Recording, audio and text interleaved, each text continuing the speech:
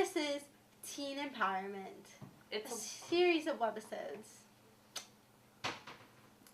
We will be covering a number of topics such as health, finance, college readiness, and even some mental illness related things like depression that can affect teens. While we did find experts, please make sure to consult your own doctor. What works for the general public might not work for you, and we don't want anyone to get hurt or sued. Especially us. But take into consideration also that these episodes are not just directed towards teens. They can help the general public and people of all ages. Well, except maybe babies and toddlers and younger children and the elderly near death. But we will have fun on these episodes, and each one will have a different twist. So stay tuned. Our first episode is coming up. Hey guys! Today we're going to be meeting with Mr. Williamson, a licensed professional counselor. He's going to tell us all about relationships and how those can interact. This is kind of a lengthy interview, but it was full of so much good information that we decided to make it a couple of parts. Enjoy! So, parent-child relationships, what qualities are really important in that? Yeah, parent-child relationships for me are really exciting because I really see them as being foundational. I really think family is really kind of the place where kids start to learn how to actually do relationships. It's the place where they start to learn, what does it mean to love somebody? What does it mean to be loved by somebody? And so the parent-child relationship, I think, is just really crucial. One of the things that I think about a healthy parent-child relationship is kids get to experience unconditional love. And what I mean by that is, it's a safe place for kids to be imperfect. So they can know that they are loved regardless of their imperfections. Because, we all are imperfect. We're all going to have struggles. But it's so good for kids to have like a safe place to be imperfect, to make mistakes, to have failures in different ways. Because in that safe place, then it's like, okay, that's the place then that I can spend some time and try to figure out what happened and how I feel about that. Another thing that I really like about the parent-child relationship is that it's a place where kids can really experience being enjoyed, liked. So it's not just that for a child that they just do what they're told or they obey the rules and some of those things. And some of those things are really important. But I'm talking about where kind of deep inside themselves, they know I'm liked. Like people like me. My parents think I'm fun. They think I'm funny. And those are really, really important places in a family where in that secure place they can know I'm not only loved, but I'm also liked. I'm a fun person. Another thing that I think is really important is that there is an environmental as well as an emotional security. And what I mean by that is that it's a place where there's not a lot of arguing. There's not unhealthy things within the family. Instead, it's a place where they can feel secure. They don't have to worry about,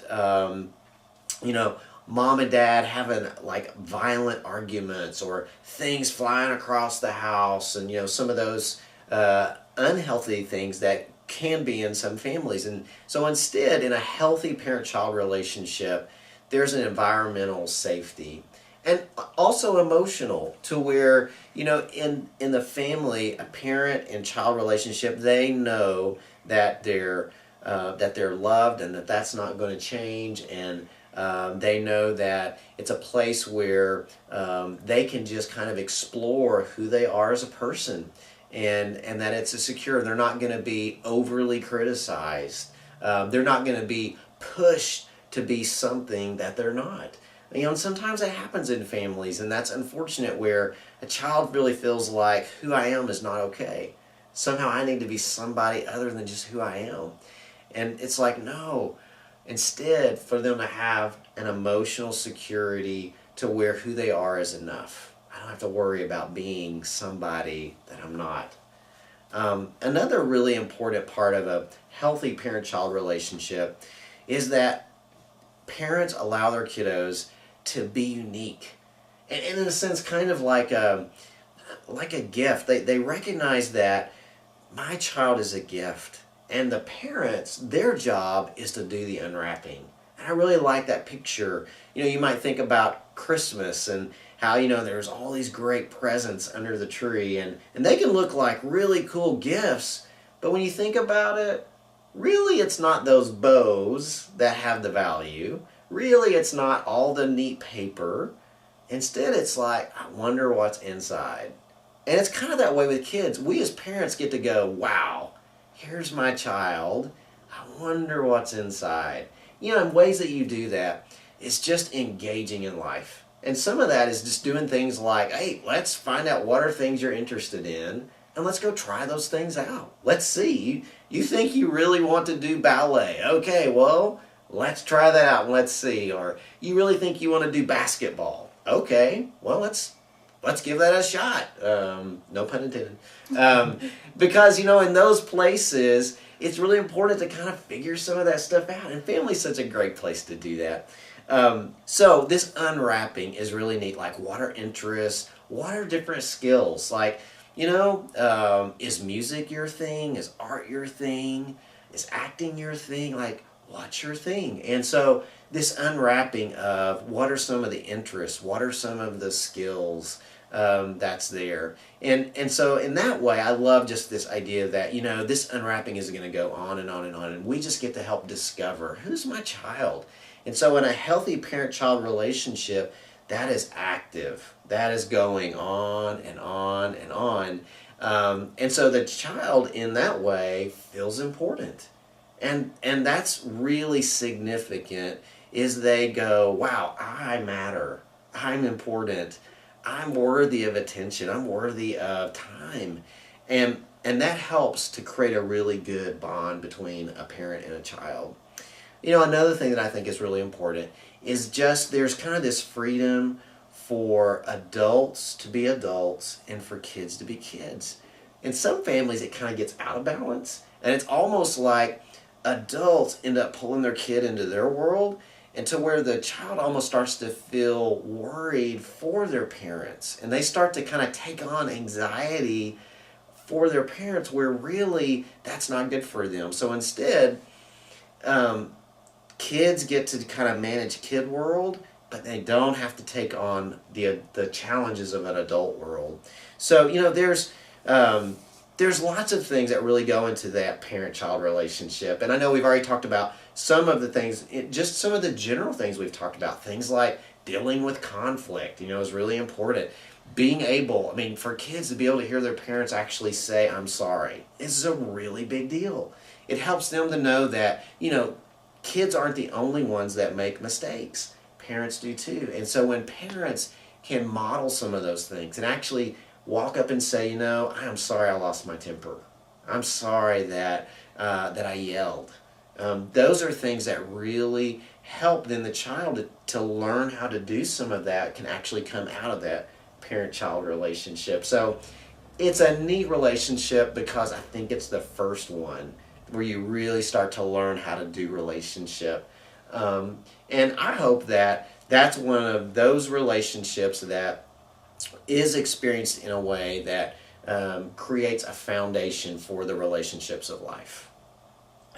What about just kind of general friendship qualities that you should think about? Yeah, friendships. When it comes to friendships, some of these things are going to just be similar, but they're going to have a little different expression. And so friendships, it's something that I think all parents want for their kids. They want them from the time they're little is to go play with Johnny or Susie across the street, or go, you guys get your toys or invite them over, because it's, again, we are relational beings, and so friendships are so important to start to establish. How do you do this? And so part of the healthiness that really can begin at a young age are just things like shared interest, to where, like, I'm interested in, video games. Me too, I like video games. Or I really enjoy, artistic kind of things. Me too. I like those things. And so with friends, usually there's going to be something that's similar that really kind of draws them together. They like doing that together. But here's the thing about friendship that's also really important. You don't have to like everything the same.